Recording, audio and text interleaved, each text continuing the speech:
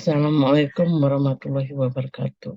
Baik anak-anak, hari ini kita akan melanjutkan materi kita yaitu pengertian tentang laju reaksi. Pengertian laju reaksi. Laju reaksi menyatakan seberapa cepat atau seberapa lambat reaksi dapat berlangsung.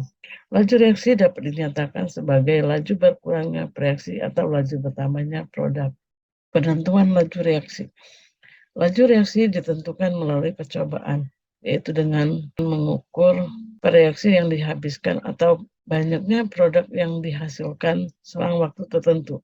Sebagai contoh, salah satu reaksi antara magnesium dengan larutan HCl dapat ditentukan dengan mengukur jumlah salah satu produknya, yaitu gas hidrogen.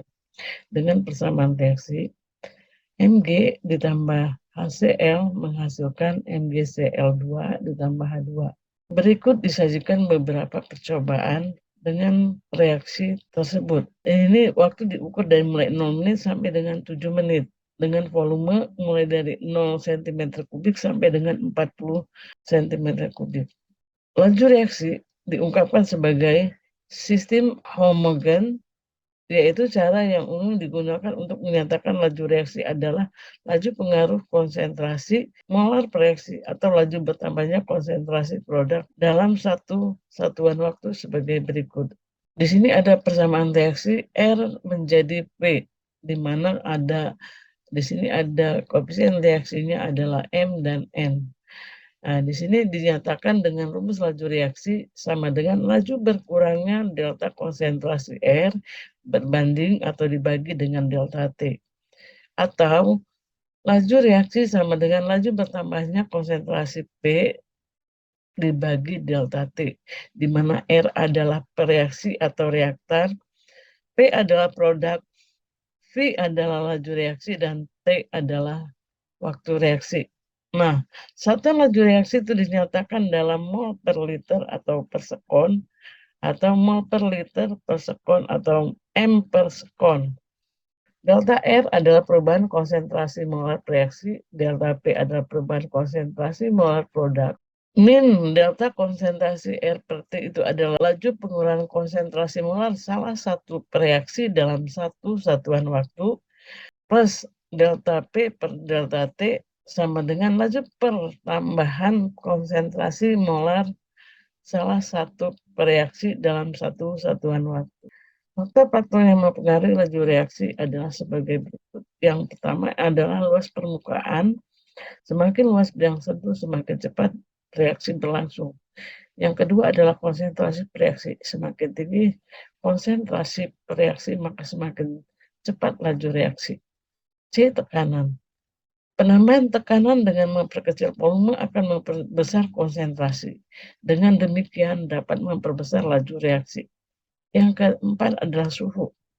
Laju reaksi dapat juga dipercepat atau memperlambat dengan mengubah suhunya. Reaksi akan berlangsung lebih cepat pada suhu yang lebih tinggi. Yang berikutnya adalah katalis. Katalis adalah zat yang dapat mempengaruhi laju reaksi, tetapi zat itu sendiri tidak mengalami perubahan yang kekal. Katalis dibedakan adalah katalis homogen dan katalis heterogen. Katalis homogen adalah katalis yang satu fase dengan zat yang dikatalis, sedangkan katalis heterogen adalah katalis yang tidak sepase dengan zat yang dikatalis. Nah, di sini kita menentukan, di sini ada makna tentang orde reaksi. Orde reaksi menyatakan besarnya pengaruh konsentrasi reaksi pada laju reaksi. Orde 0. Ini kurva menyatakan orde 0. Apabila perubahan konsentrasi reaksi tidak mempengaruhi laju reaksi. Itu untuk orde 0. Yang kedua adalah orde 1. Ini dengan grafik membentuk sudut 90 derajat. Jika laju reaksi berbanding lurus dengan konsentrasi reaksi. Orde 2, ini grafik orde 2. Jika laju reaksi merupakan pangkat 2 dari konsentrasi reaksi.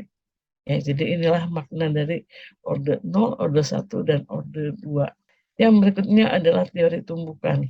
Pengaruh dari berbagai faktor terhadap laju reaksi dapat dijelaskan dengan teori tumbukan. Menurut teori ini, Suatu reaksi berlangsung sebagai hasil tumbukan antar partikel bereaksi. Akan tetapi, tidak setiap tumbukan itu menghasilkan reaksi, melainkan hanya tumbukan antar partikel yang memiliki energi yang cukup serta tumbukan yang tepat. Tumbukan yang menghasilkan reaksi itu kita sebut dengan tumbukan efektif.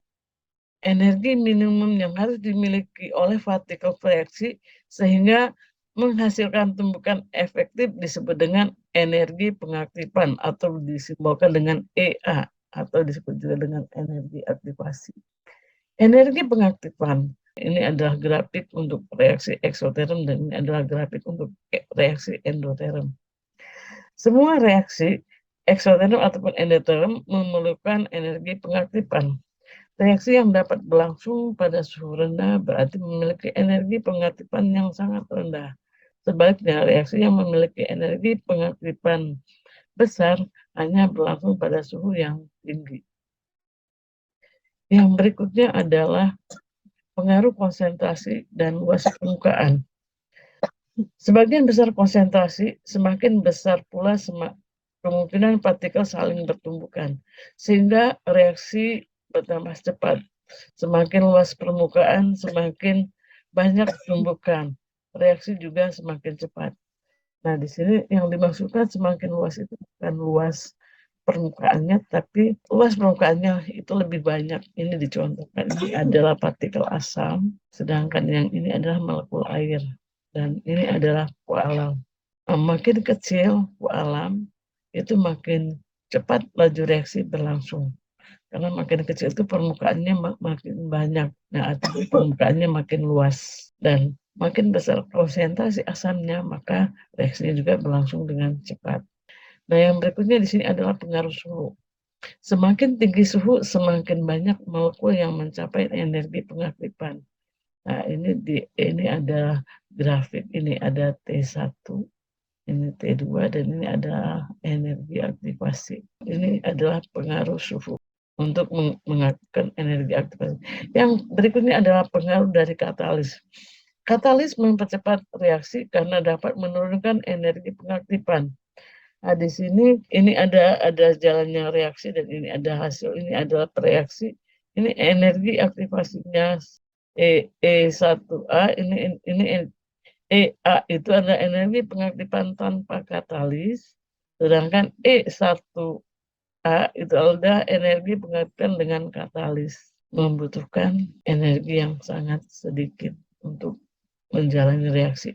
Ya, demikianlah materi yang sudah saya sampaikan tentang faktor-faktor yang mempengaruhi laju reaksi. Saya akhiri sampai di sini dulu. Assalamualaikum warahmatullahi wabarakatuh.